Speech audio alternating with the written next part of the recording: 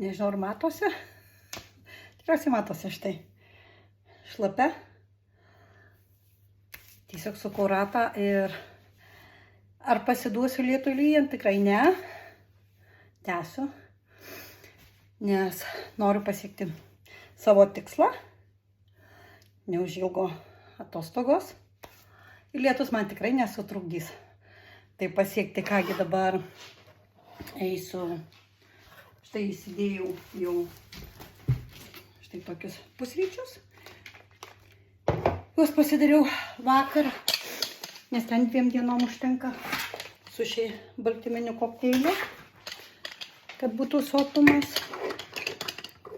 Tada išgeriu, čia kamera krenta, išgeriu štai Cleans papildą, kuris padeda sujudinti organizmą, kuris padeda išvalyti organizmą nuo bakterijų, nuo visų susikaupusių toksinų.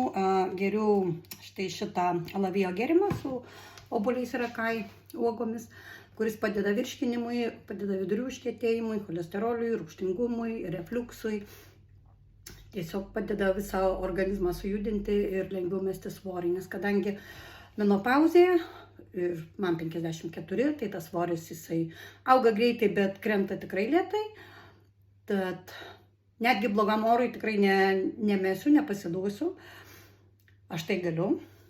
Aš prieš 8 metus mečiau rūkyti, tai tikrai įveiksiu ir šitą dalyką.